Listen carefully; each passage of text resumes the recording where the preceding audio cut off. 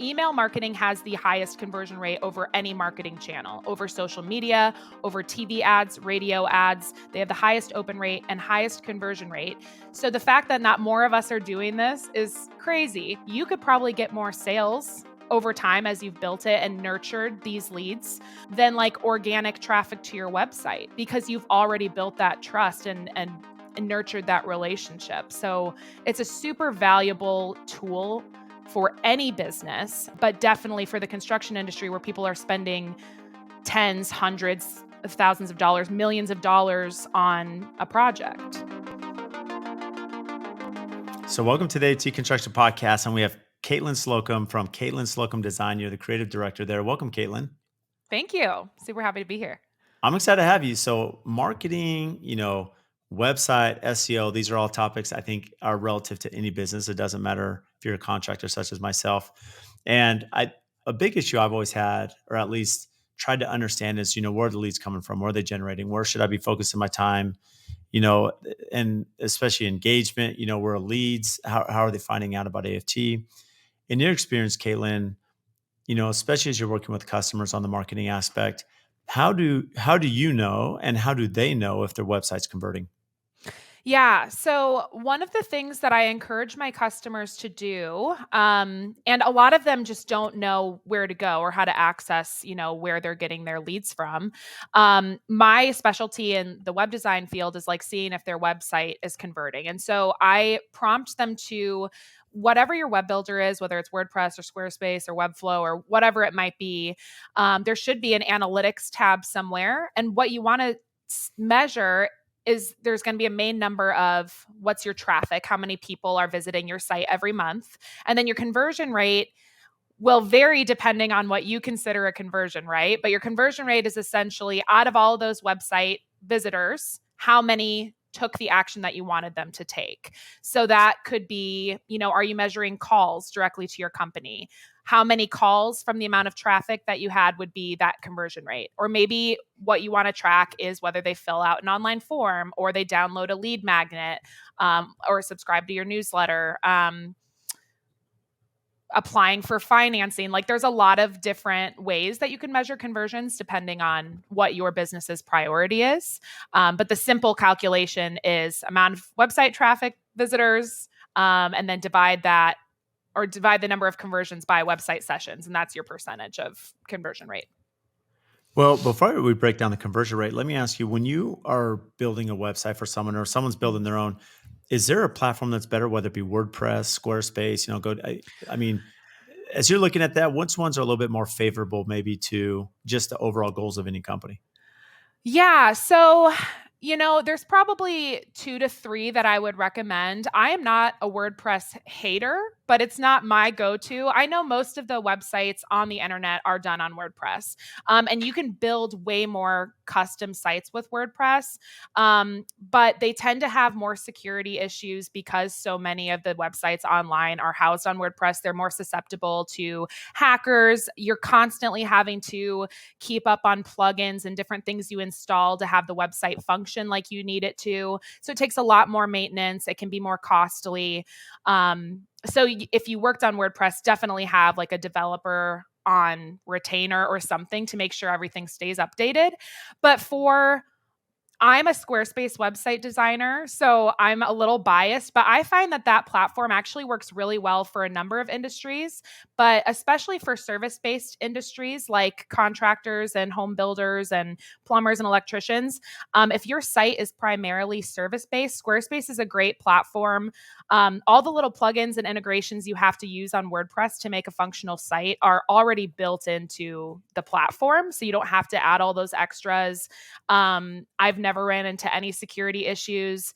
It's actually a pretty user-friendly design, like website design builder too. So when I work with my clients and build a website and then hand off the website to them with some training, my clients are able to update their portfolio or swap out text or add a page with relative ease, which some other web builders are a little less user-friendly or require more code and things like that. So I would say for mid to large size businesses, Squarespace for user-friendliness. And if you're a larger company and want to go like even more customization or you need special integrations and things like that, if you can find a Webflow designer, I think that's a great alternative to WordPress right now. And that is a no code builder as well. So it is more of a learning curve. I don't know that you'd be able to build the site that you want by yourself on Webflow, but if you're hiring a designer, I think that's a good alternative to WordPress right now. No, that's really important. When you speak about a company that may be more service, they're more of a service provider, right? Hence the Mhm. reason Squarespace. Why is maybe Squarespace more beneficial as a service provider? Yeah, I think that so there's a number of reasons. So I kind of talked about WordPress a little bit, but if I just am focusing on Squarespace, um, as a service provider, if you're not using things like online scheduling or e-commerce, you might have links to your CRM or things like that that you're sending people to. But if you're not integrating it right into the website itself, it has all the capability of custom design that you need. And then on top of that, their customer support is fantastic. There's three of their major headquarters are in the US. They don't have phone support, but they have live chat support, email support, and they can answer any questions. So if you're doing your site by yourself or doing little upgrades or whatever here and there, they can walk you through it step by step. Like I mentioned before, there's no security issues with Squarespace. And also, what you're paying for is what you get. Like you pick a plan and you're paying for it, and you know every single year exactly what you're going to be paying for. And it doesn't change because you're not adding all these independent plugins that cost something extra to have a blog or to have some special functionality. They've really done a great job of building this platform to have everything that service providers need in a website, from email marketing to blogging to newsletters, all that stuff built in without the need of all these external plugins. Um, they they also are a design first platform, so they really focus on whether you're using a template or building from scratch. The way that they've built their platform, it's really hard to make a site that looks terrible. Like they created this platform in a way that the sites look the pages on your site look uniform with your fonts and your color palette, and not all over the place. So I don't know. There's a lot of reasons I like Squarespace for service providers. Now, if you need additional, like somebody who's selling products online, I might recommend a different platform like Shopify. There's certain web platforms that are more built for e-commerce. There's certain platforms that are more built for like online scheduling. But I found Squarespace to be a really great platform for those for service-based businesses. No, that's great perspective because I was just going to ask, if someone is a service provided, based business, maybe it's an interior designer, right, that has their Mm, business, but now they're going to open up their shop, right, and they're going to sell sure. product, and maybe a builder may is how capable is Squarespace to do that, or if you're planning on doing that at some point in your Yeah. business, should you be looking like a Shopify or something? Yeah, I think it depends on the amount of products you have, or if you're integrating any drop shipping. Like if you're selling a product, but you're not fulfilling the shipment of that. Now there are companies that work with Squarespace to do drop shipping. But let's say if you have over 50 or 100 products, I would probably recommend going with an actual e-commerce web builder like Shopify. But if you're a business that has you're selling some merch, or you're selling, up to Or maybe floor 25 or plans. Yeah, you could be yeah, selling or floor floor plan stuff, plans. then you're Oh, fine. exactly. Digital downloads or yeah, whatever it might be. Yeah, if you have a minimal amount of products, Squarespace is also an e-commerce platform. So you still have the functionality to do that and do it well on a smaller scale. Not that Squarespace isn't capable of larger scale, but I do think like Shopify and some other platforms are better for like big stores and online shopping. So So with the conversion rate, if I'm thinking about this as a builder, mhm, should I really be breaking down the focus? Could my conversion rate be whether I'm trying to get them, as you mentioned, there could be a form where they fill out, right, to generate a lead, right, where they're emailing me. It mhm, could be um, that maybe, again, you may help me with this, just thinking of different conversion items that mhm. I could focus on as a builder, just to make sure that people, their eyes are staying on the page. They're not just clicking and leaving. What are some recommendations some should have as action items outside Yeah. of this, the normal, I'm going to fill out this form because want you to build my home. Yeah. One thing, as I've been working with more builders and contractors, because that's a really big investment, right? So I'm not shopping for shampoo online where I can just pay $5, $10 for an item, and that's an easy purchase. So it's going to be rare that somebody lands on your site and you're the first contractor they've seen and they just book and like buy with you and go move forward. So one thing that builders should really start focusing on that um, other industries have been doing and are doing is you want to increase the trust that you're building with your clientele. And so a really great way to do that is to come up with some free download, like a PDF or a checklist. Like maybe it's like walking them through the steps. It's like the home buyer's guide, and it walks them through the steps from initial consultation through the whole construction process to follow up. Something that your ideal client would find really valuable. So my husband and I, for example, we're moving across country this in like the next few months, and we were looking to build a home out in Ohio.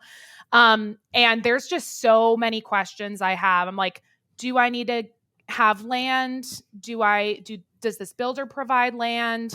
Um, what are the costs associated with building a home? Is this even reasonable? Like, is our budget even reasonable? Like, there's all these questions consumers have, right? So if you can create a PDF or a checklist or a guide or something that you can give away your knowledge, your expertise for free, that immediately keeps you top of mind to the consumers because you've provided them help and you've provided it for them for free. So when they do circle back, they're like, hey, you know, AFT Construction has this great guide and walk me through all these questions that I have. And you're starting to increase engagement. They're going to come back and look for more from you.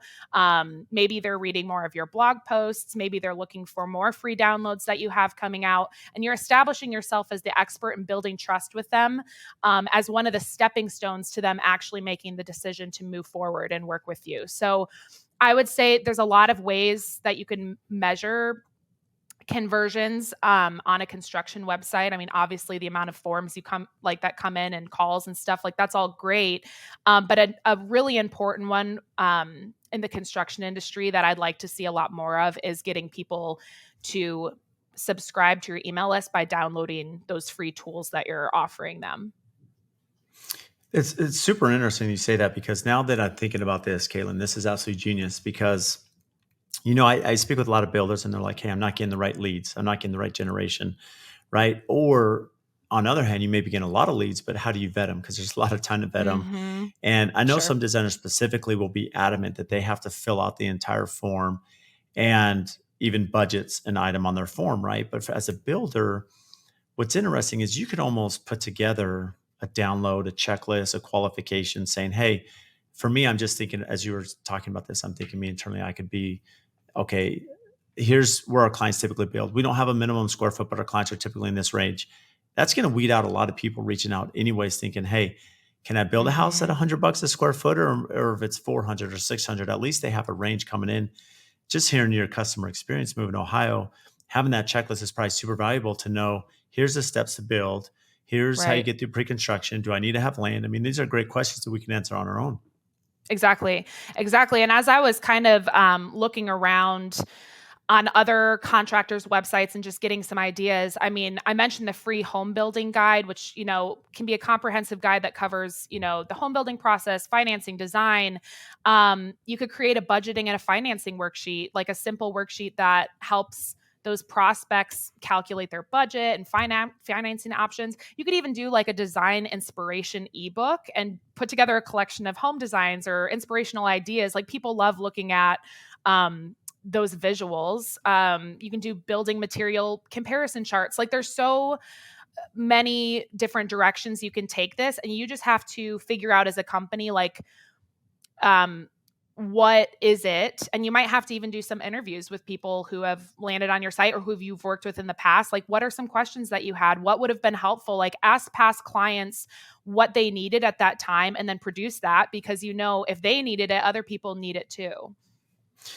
This is amazing. And let me ask you this, Caitlin. When you talk about the conversions, what's interesting is not just, having providing value, which essentially you're saying if you provide value, that's gonna build the trust with the customer.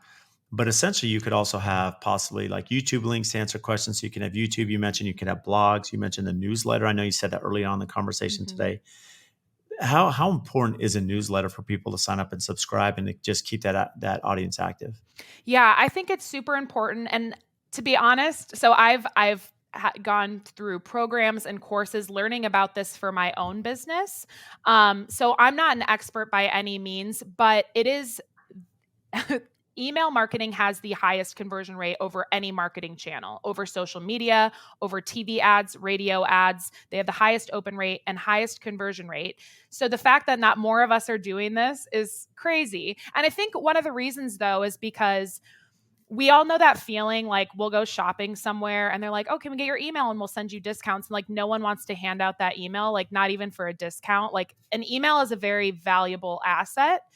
But when you offer that piece of value that somebody wants so bad that they're going to give up their very precious email address to you, you that that does qualify them to a large extent because you know the person who has downloaded this is actually interested in what you have to offer and maybe planning to do it in the next months or like year or two.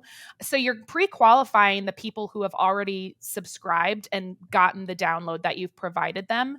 um, and so by doing that you've already pre-qualified people and then you can keep that relationship going. Um, and it doesn't have to be a lot. Like you can do bi-weekly or monthly emails and just introduce them to more about your company. Let them know who you are, introduce them to your team. If you have a new blog post that would be valuable, that can go out in the next email. You can send industry trends and you're just fostering this relationship. And I know from when I've talked to contractors and people who are kind of starting out on this, they really don't want to be spammy. And that's a genuine concern. Like you don't want people to get annoyed with you. Um, but you just have to remember that those people who downloaded that thing from you are genuinely interested in what you have to offer. And so you just have to nurture it in a way that's natural, not overly salesy. I mean, they're going to come to that decision on their own and in their own timing. But you're able to foster this relationship and keep your company top of mind with the people who already care about you and what you have to offer.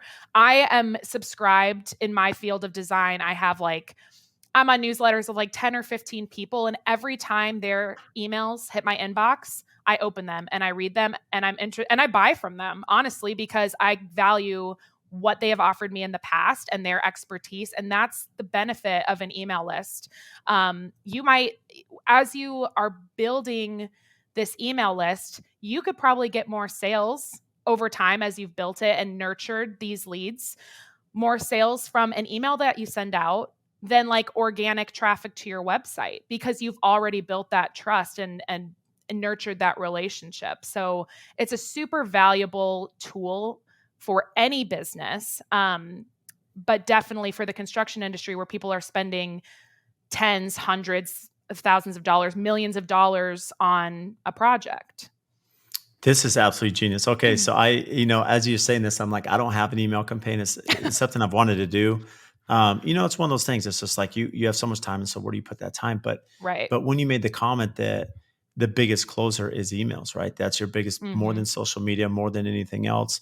I think that's where you really strike a chord with anybody, especially myself listening. Is that there is value to an email campaign, getting your Hmm. content being top of mind to people. So, because I know for me, we have a lot of people reach out that are fans of our work or projects or whatever it may be, Hmm. but they may not be in a position or they may not be ready. But Right. by staying in front of them, so let me ask you this: if you're giving a recommendation to a builder specifically, and you're looking at, content, would you recommend that on those email campaigns, are you looking for just value information, um, as you mentioned, just like home buyer checklist, where the market's at, or maybe it's a combo and you still have press releases on new projects that are Hmm. starting, or big announcements or new hires. I mean, where do you find the most value? Because you mentioned you subscribe to like 10 or so.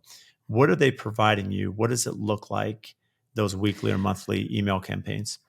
Yeah, what I'm subscribed to will probably look a little bit different, but one thing that I think would be most beneficial for the construction industry. You want to do a mix, like you said. Like you could send industry news and press releases, specials, or if you're hiring, like those are all different things that you can talk about, new blog posts. But another like really effective form of content that you can be using in these email lists as well as on your website are case studies. I mean, interview a past client and highlight that client and send that out. And because again, you're building trust, you're showing from start to finish what this project looked like. I love talking about case studies because they're like the most effective marketing tool, I feel like. A lot of people will put on their website, like we go to our Google page and we pick a review, and usually the review is like, oh, this company is great, would recommend. And it's like, that's cool and all, but that doesn't tell us anything about what it's like to work with you or what what even the project was. So I highly encourage any company in construction to interview past clients. If you can do it with video, even better.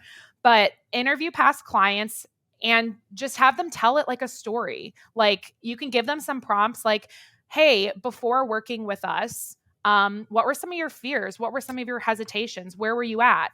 And then when they begin talking, the prospective clients then are hearing their similar fears or their similar hesitations. So your customer's doing all the work in basically selling to new clients because I might go up to a company after having worked with them and said, yeah, my husband and I were really worried about this because we were on a super limited budget. We have 2 young kids. So I'm starting to tell my story.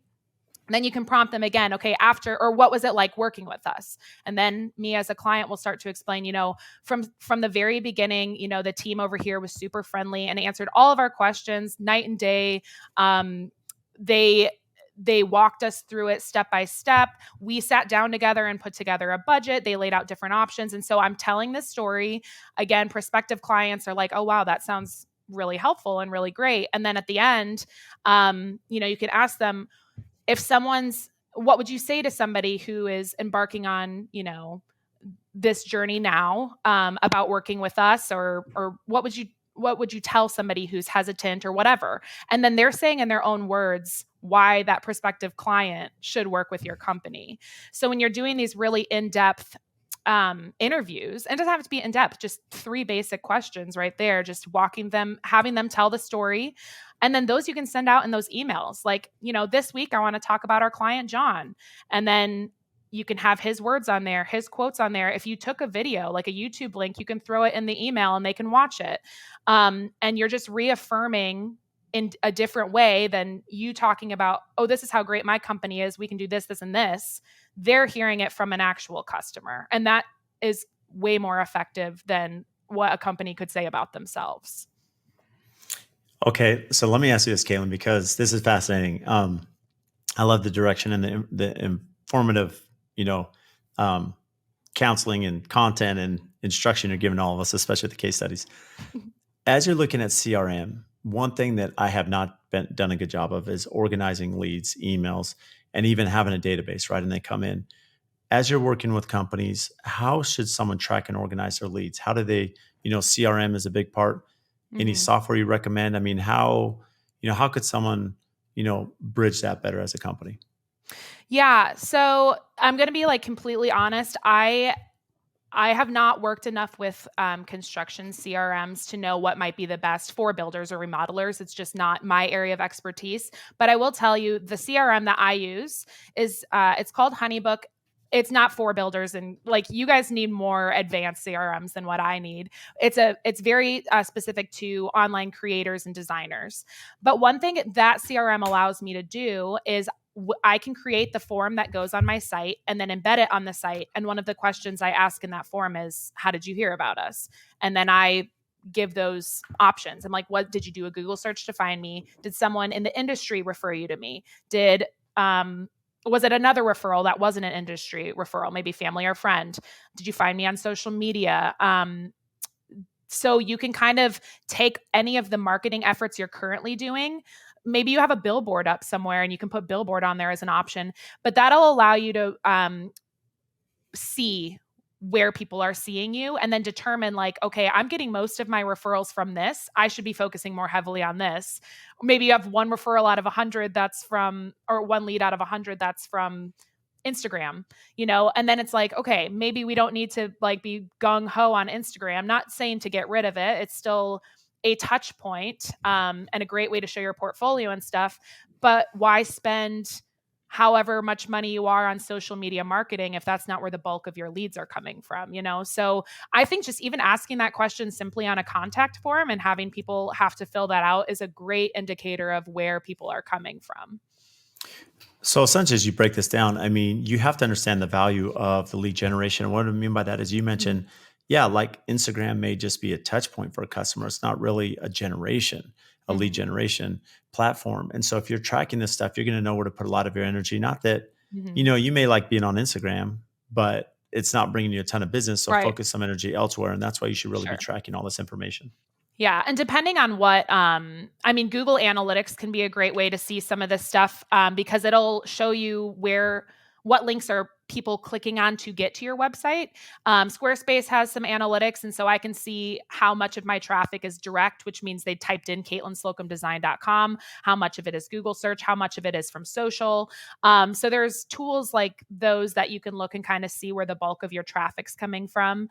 But yeah, I think it's valuable to just see like I know in marketing there's so many different ways to market your business, right? I mean, you can do local networking, you can do Google like paid ads, Google ads, Instagram ads, Facebook ads. You can try organic social, like your Facebook or Instagram page, um, SEO. There's like more I'm not thinking mail campaigns. I know a lot of people like will Mhm. pick a neighborhood and send out like those mail campaigns. So knowing what is actually working for your business, and again, this will vary by industry. It'll vary by where you're located in the country and like the size city you're in, the type of socioeconomic class your customers are in. It's all going to vary, but so you need to figure out what works well for your business and then capitalize on that and spend more effort on that.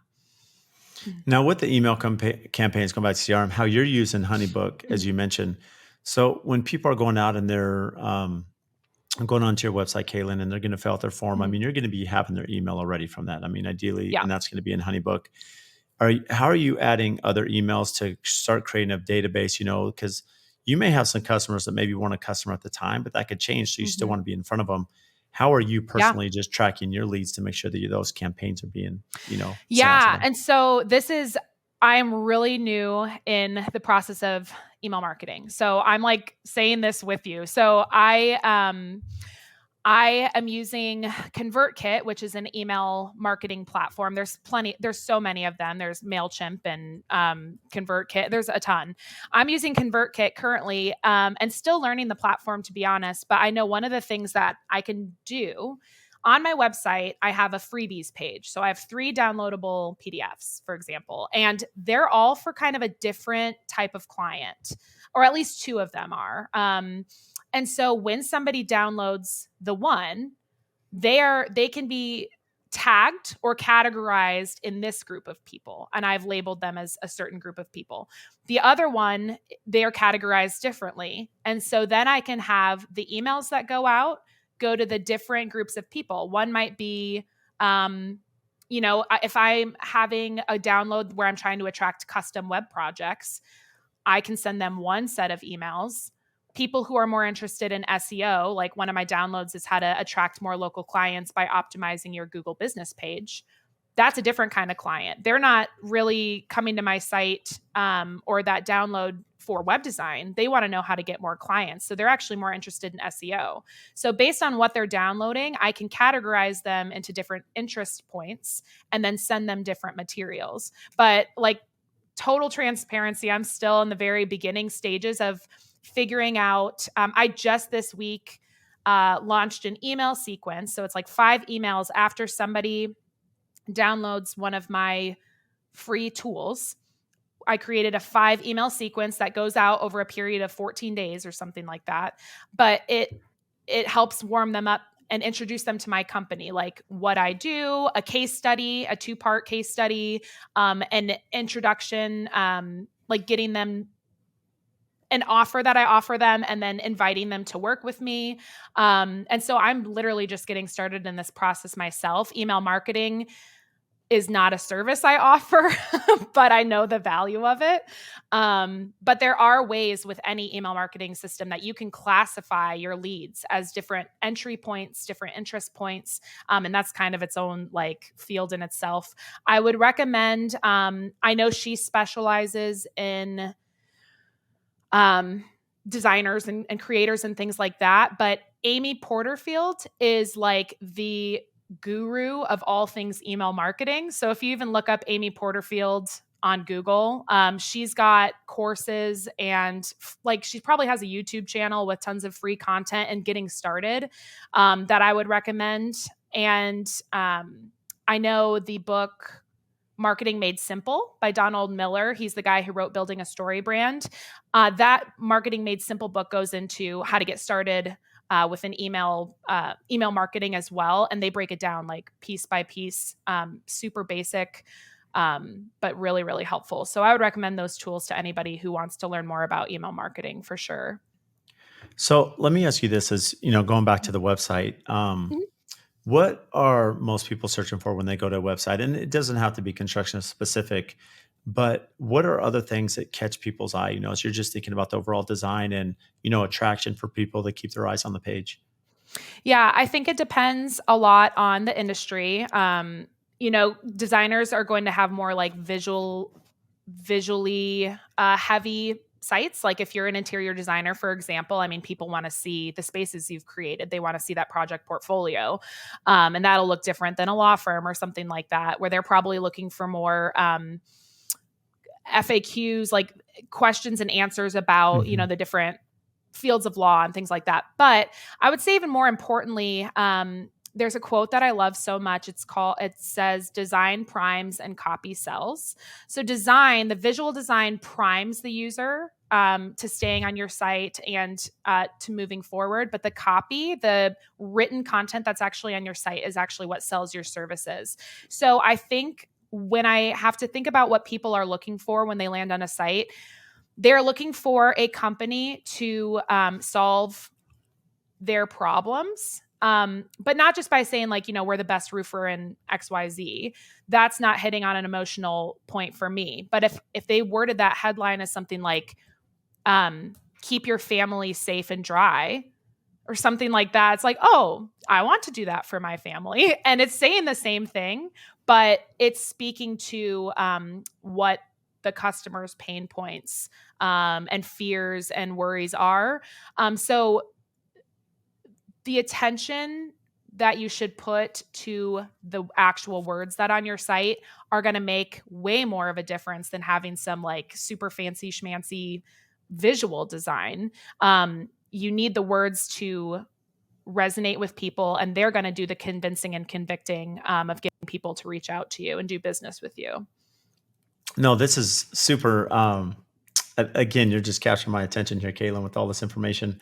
As you're looking at the website, what are things that make the website run slow? Because I know one thing that can kick people Mhm. off is how slow it's running or loading, Mhm. right? What are things that people can do to actually make it run quicker, more efficiently, or things that would actually make it run slow that would just keep people from, no one has Yeah, patience anymore. So they're going to click through I and know. move on. Yeah, I know, like, if you have a very outdated, like, maybe a hand-coded site, it's just not up to date anymore. That can be one of the reasons, but if you have a more updated site, it's still running slow. A main reason, especially if you have a ton of images and, like, project portfolios and videos of your work, all those things, if the images are not sized correctly, will slow the website way down. So I'm doing a site right now for a custom home builder in Toronto, and they sent me all their image files for their portfolio. And the size of these images were ginormous. So I had to go through, and this is like, it just cracks me up because like people think web design is just like putting all these pretty things together. And I'm sitting there for hours, like just condensing images. Like it's so monotonous, just so it's not running slow. So like it's great to have a few videos here and there on your site, but don't overdo it because it really does slow down the load time. And making sure, I'm trying to remember off the top of my head what the actual number is. Um, I think it's like 500. You want it to be under like 500 megabytes. If I could, I'm like trying to remember. Oh, sorry, no, 500 kilobytes under that, um, to run as quickly as possible. Especially, if you have a portfolio and you have all these different projects, and then you have like 20 images for each project, and all of those are like ginormous file sizes, it's going to take forever for your website to load. That's a common issue in websites for photographers, because they have all these galleries of all these weddings and headshots and things that they have, and their sites run so slow. It's because their images are not properly sized for uploading onto the website. Yeah, well, my photographer, when they're emailing me like photo shoots after we go through the photos, Mhm. what's happening is they'll send me 2 files, right? They'll send like a web version Yes, and then they'll send like a high resolution. And that's so then really that way, good. Hmm. so when they do that, I'm sure it would help someone such as yourself as they're building the website to make sure that everything's formatted properly. Yeah, because the high resolution ones, well, we can usually even use the web ones, but we can take, like, if you have a big banner photo on your website, like the main photo when people land on your homepage, we might use a higher res for that. But not for all of your gallery pictures. We don't need them to be that big. So that's good that your photographer did that. And I would say anybody who's working with a photographer to get images for your website, make sure that's something they offer is like image resizing for web. That's super important. Because I've like, So, not all web designers will do it. I do, but not all do. well, it's a lot of work, as you mentioned. I mean, Yeah. anyone that's resized a photo knows how much time that takes. Yes. For it So to I keep love its that you said quality. this. So yeah, so the design of the website, design of the images and all that is going to prime it, right? That's going to get Mhm. people set up, but what's going to sell it is the copy and the content and that information.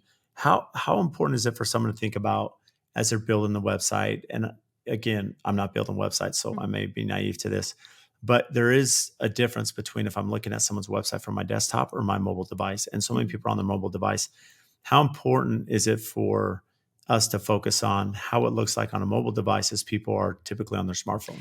As important as it looks like on a desktop device. So I think the latest that's come out is that 50 or 51% of people are viewing websites on their phone. So if you have not optimized your website for mobile, you are missing out on half of the potential that you have of people coming to your website. There's no excuse to not have that be as important as what it looks like on desktop anymore. There's just not. Well, and there's a term I've heard too, just going back as we're looking at traffic and conversion and Mhm. stuff, hotjar, heat maps. Mhm. Explain what those are. Oh yeah, I would love to. Hmm. So, in the process of working with my clients on a my web design approach is like a strategy first approach. So I do care about what your website visually looks like, but I care more about doing something that's tried and true actually brings you results. So one of the tools that I use in my custom website design process is Hotjar, and it's basically a website inspector tool that measures behavior data from your users. So some of the questions I ask my clients when I even get on consult calls or whatever, I'll be like, what's working on your website, what's not working on your website, and a lot of the times they're like, oh well, I don't know. I know it's not working, but you don't know why. This tool is tells you why. So what Hotjar does is I can install a tracking code that Hotjar has. I can install it on your current website, give it like a month, like at least 2 weeks, but it'd be better to have a month or two of data. And what it does is I can see what people are clicking on and what they're not clicking on. So if you have something on your site that you want to be the main thing that people are looking at, I can see if they're actually looking at it or not. And if they're not, that's a huge problem. That's a huge a thing that needs to be fixed, and we need to figure out, okay, how do we position this so people are clicking on what you want them to be clicking on.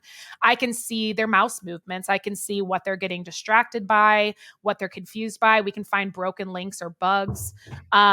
It's a great way to see how people one of my favorite tools, and I use it on my website all the time, is I'll go and I can view videos, and I can see a person's journey through my website from the moment they enter my website to the moment they exit. I can see every page they go to. I can see how long it takes them to scroll down the page or if they go super fast.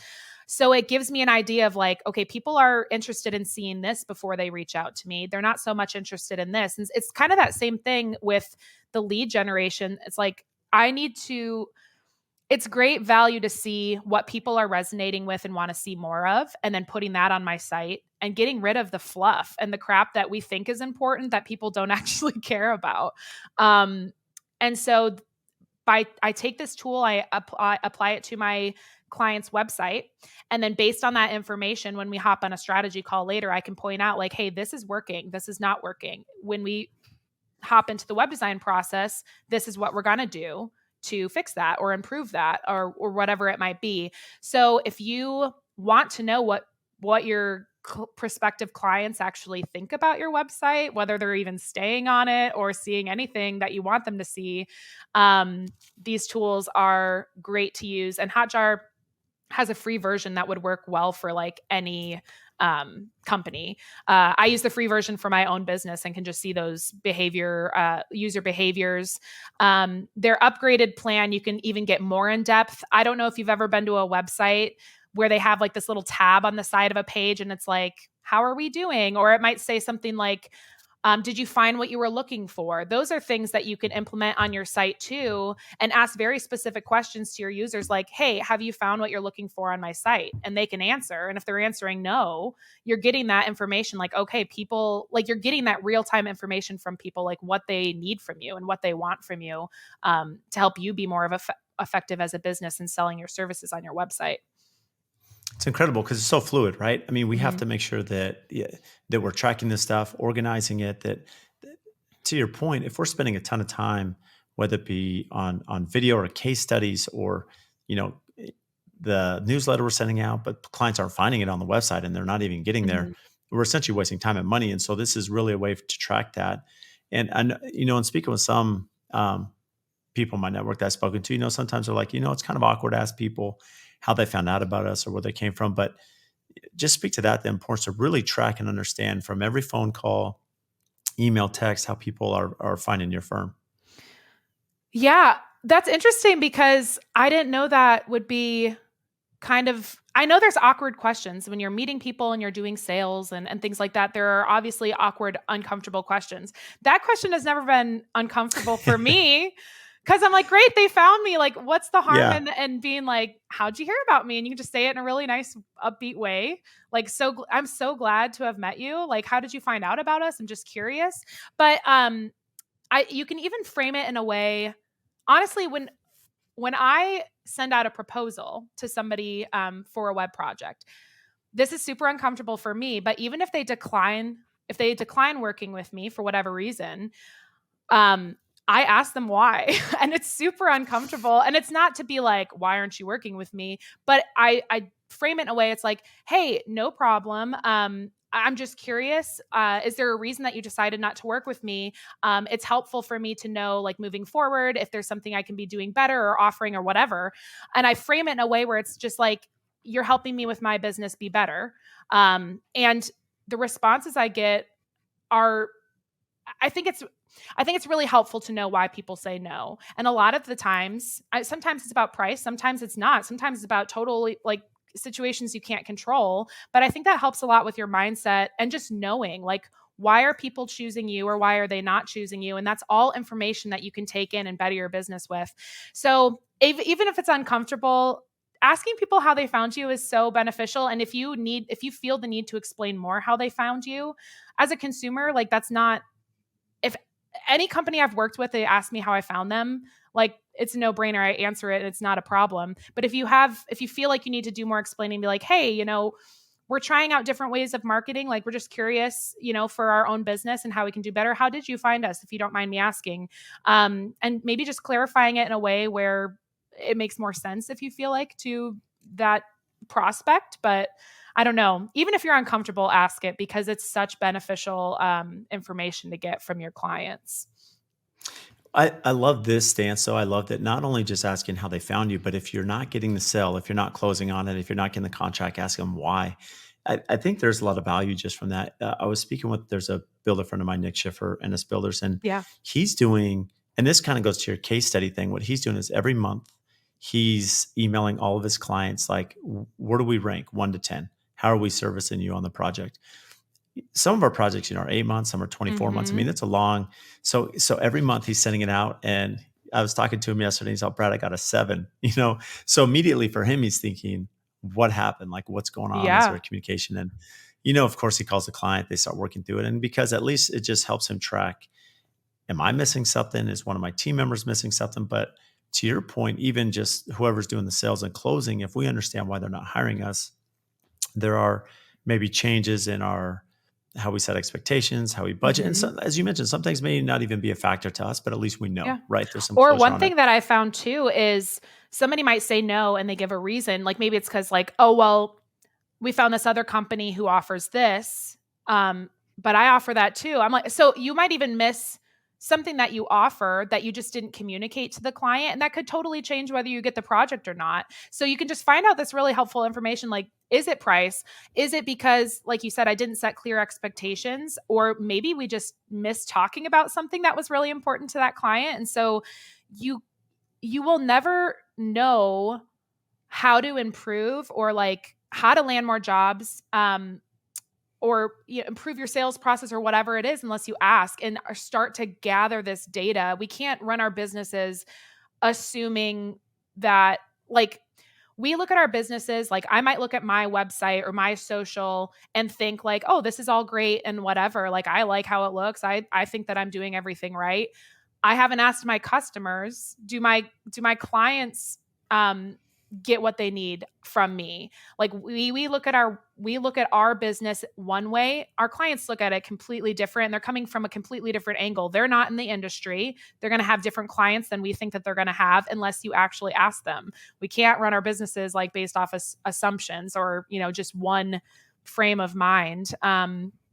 If we serve our clients, so we need to know what our clients want and need and expect. And the only way to do that is ask questions or use these tools to gather that data, to make educated decisions in our business. Yeah. Well, and you said this earlier in the conversation. You talked about when you want to provide value to keep that conversion rate up and keep people on there. It's solving pain points. There's Hmm. certain things in any business that if you can solve those, and that's really the copy, right? That's going to sell and close the Hmm. deal. For you, Caitlin, if I'm looking at you and saying, okay, Caitlin, I know I have some work to do on my website. What does that look like for you to come in and start working with a client? And again, not getting into the weeds, because I know you'd have to do a formal proposal and you have to look at Yeah, that. But yeah. if someone wants to hire you for your services, I mean, it sounds like just even something as simple as the heat map you were talking about, just going through with the hot jar, but even looking at the overall content, I mean, you're gonna be able to track this. I mean, how does that relationship work? Yeah. How often are you involved, as someone's reaching out for your services? Yeah. So I'm a solopreneur. I'm a one woman agency. So all of my clients I work with directly. I am the designer and the developer and the one who runs the strategy and stuff with them. Now, that being said, I have people that I bring in for certain specialties. I have a guy I work with who is a brilliant copywriter. So for the companies who need that, I bring them that in. Brand designers, logo designers. I have very trusted people that I bring in my process. But basically, what it looks like is someone reaches out to me. We hop on like a 30-minute call, and I basically just assess where they're at. Where are they at in their business? What are they hoping to achieve with the web design? What are their overall business goals? It might not seem relevant, but it absolutely is. If your business one of your business goals is to increase revenue X amount, or to get more engagement in their local area, those are all things that we can help them achieve through their website. So we dive semi deep in the consult call, and I assess where they're at, and their needs. And then I'd send over the formal proposal with some different options based on their budget and what they're looking to achieve. And then once we start working together, we deep dive into the strategy. I install those inspector tools. We get an hour and a half call where we deep dive into more like the business objectives. Who are your users? Who are your ideal clients? Really getting an idea of their business as a whole. And then from start to finish, it's like a 4 to 6 week web build, all with me. Um, we launch, I get them training on how to update their site, and then they're off and running. I was just going to ask that. So with the training, because is there an option where if they want to come back and say, "Look, Caitlin, I want to have you as I have updates or new project portfolio Yeah. changes they may have that option to do that with you, or you can actually train them to be self-sufficient. Yes, exactly. And sometimes it might be the business owner's wife, or like they have an office manager. They all have access to those trainings. So if they don't want to do it themselves, they might have somebody in their family or on their team that can, and gets access to that. But if they do want to work with me down the line, I just had a commercial concrete company I worked with about a year ago came back to me. They wanted to add a careers page because they were growing, and a couple other, like, add some project portfolio pieces to their site. And so I offer day rates, basically, where people can book me for an entire day, and we go through their checklist of all the things they want updated and added to their site. And that's how I work with my clients moving forward. And it's a very quick turnaround. They can wait to book that day rate until they have a good list of things to do to make the most effective use of our time. But yeah, I don't hold anybody to a retainer. And oftentimes my clients have never asked for it. They have enough knowledge to do the basic things themselves. And then when they have a lot of stuff to do, they just book me for a day rate, and we bang it all out in a day. That's amazing. So, So, when someone engages you, we've been in business for a while. If I were to mhm. engage you, how often do you look at the website and be like, Brad, you just got to rebuild this whole thing? Oh man, I would say probably, I'll say 70% of the time. Yeah. But I think one of the conversations I had with Todd on the Bridging the Gap podcast, we were kind of talking. There's two different. We're kind of like in a shift in construction. We have the older generation who's like nearing retirement and might be either closing their business or passing it off to somebody else, selling it. In general, those are the ones that usually need to be rebuilt because their websites were done like several years ago and are probably hand coded and just real, like, not up to speed. But we do have a new generation and a younger generation stepping in, and they're often doing, as far as visual look and aesthetic and feel to their website, it is definitely more up to date. They're on more up to date platforms and systems, and they have more knowledge about what needs to be done as far as SEO and marketing, and they know the right questions to ask. That's not insulting the older generation at all. It's just we're in a different space, and so a lot of the times I'll see the older generations, like, they're really far behind as far as like marketing and their online presence, but they're crushing it with referrals, and they've been in their field and their area for 30, 40, 50 years and are killing it. But yeah, so it just depends. It just depends on the stage of business and the approach they're taking. But I'd say 70% of the time they need a redesign. So why so much interest? I mean, how did you get into web design and the marketing that you're involved in? Oh, yeah. It's really strange. So I was actually a music major in college. I wanted to be a music therapist. And really long story short, that ended up not working out. And so after 6 years in university, I was like, I need to choose a degree because I'm racking up all this student debt. So I got a business degree. I moved out to Washington from Minnesota, where my husband's from. And I started working for a marketing company. I started having kids. I have a 5-year-old and a 3-year-old. And the day after I got pregnant with my second son, the company went out of business and we were immediately laid off. So I started working at a pizza joint my whole second pregnancy. And Oh, it was I love waitressing, but it's different when you got like, you're growing yeah. this When you're human. pregnant, yeah. Yeah. It was at an Italian place though, like authentic Italian food. So every day I got to eat spaghetti and meatballs and pizza, and it was amazing. um, but I had a friend here who super niche career. He was an independent. He owned a consultant. He was a consultant in the wastewater industry.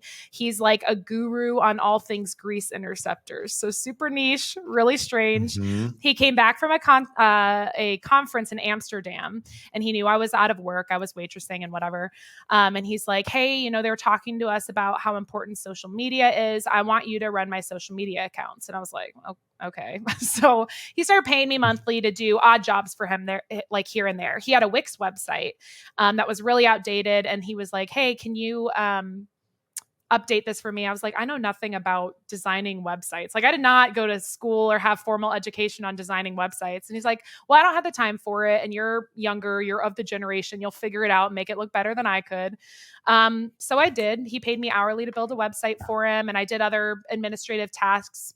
So when I first launched my business, he was the one who encouraged me to launch a business. I was kind of like a VA. Like, I offered copywriting and proofreading and different social media, like odd things here and there that businesses might need. But it was only a couple months and I was like, I hate doing everything except for the web design. I've always been a creative, and I just thought it was so fun. So I took the money that he was paying me every month and I invested in my first web design course or program. And that was on building a Squarespace web design business, basically. So it taught me how to start a business. It taught me how to build a efficient and a joyful client process, how to build websites and things like that. Not long after that, as I was freelancing, I joined an extensive SEO program. So for a long time, most of my clients were SEO contracts, monthly SEO contracts. I was helping businesses get ranked to the first page of Google. And that was my work for the most time. Again, I'm a creative.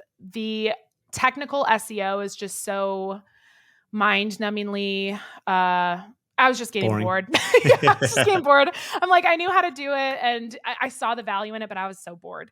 So I got another program that really dove into strategy-driven website design.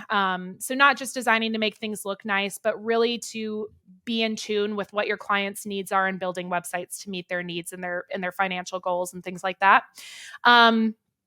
So this last year, this is my 5th year in my business. And I've grown so much, and I'm happy because even though I don't do the SEO and meet that, value point anymore. I mean, I do basic SEO on the websites to get them set up, get the foundations ready. But I'm happy because I've found this niche where I can provide an immense amount of value doing the part of everything that I love, like the creative stuff, the web design. So to answer your question, that was a very long explanation, but I got into web design out of necessity, but it has been such an amazing journey and a creative outlet for me. And I love working with my clients. It allows me to, work 20 hours a week and spend all this time with my children and, work with a handful of clients per year. And it's been incredible. So I can't imagine not not running a business now. Yeah, and especially as a business owner, I mean, there's so much complexity to it, but it sounds like just not only from, servicing your clientele, right? Hmm. From web design to even SEO if needed, Yeah. and everything else in between. Um, running a business is difficult. Hence, you mentioned the day rate. So you figured out Yeah. strategies where you can still service your clients Yeah. and still have that balance. One thing that's been a life changer is just because I am so limited on my time. I mean, I wanted a career that wasn't going to sacrifice all this time with my kids and my husband and my family in general.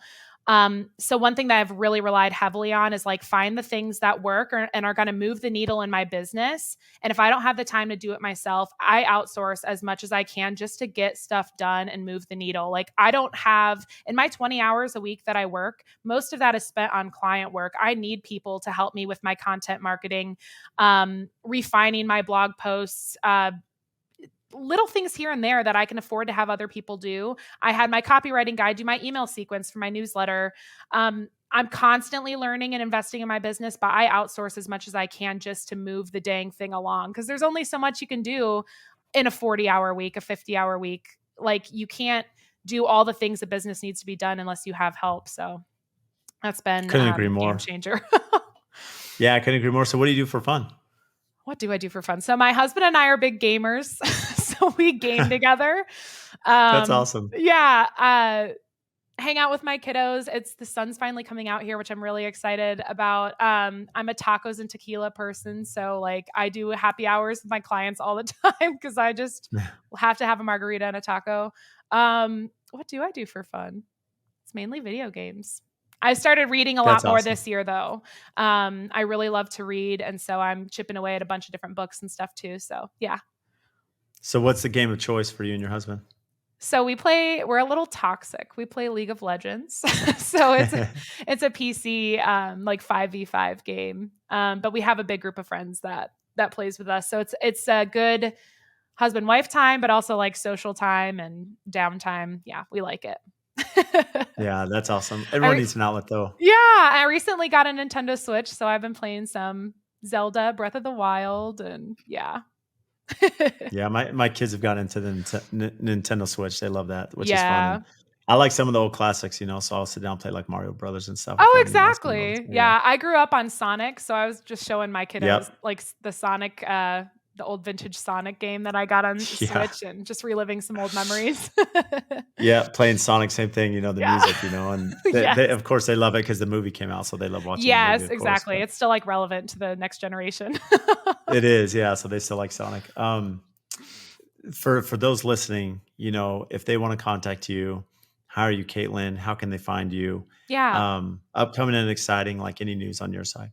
Yeah, so, you can find me on my website at CatlynSlocumDesign.com. We'll have the link because I know that's a long name and there's a billion ways to spell Caitlin, but it's CatlynSlocumDesign.com or on Instagram at CatlynSlocumDesign. And then, yeah, if you guys are looking for, some things that you can do on your website to increase website conversions, I have a free download on my site, the 10 things every construction website needs in 2023. So feel free to check that out and download that. But yeah, connect with me. Feel free to reach out to me on Instagram, send me a DM, or shoot me an email from my website. Well, Caitlin, you've been amazing. As you can tell, I was engaged the entire time, just a ton of great information, so thanks for making time today. Oh, I appreciate it. Thank you, Brad. If you get value from the show, please support us by giving a 5-star rating and review on whatever platform you listen to. And I also have a favor to ask. We've had some incredible guests that come on and share their wisdom, their knowledge about their business. So if you have friends or family members that could benefit from those episodes, please share it with them, as well as any other business owners that you're networking with that could get value from the podcast or certain episodes. Please share those as well. Again, subscribe, make sure you're following. Any questions that you have, topics. We've had listeners reach out about certain guests that we should have on the show. Again, brad.l@aftconstruction.com. Email me for topics to address, guests that we should have on, and even if you think you'd be a great guest for the show. So again, thank you for all your support, and we'll see you next time.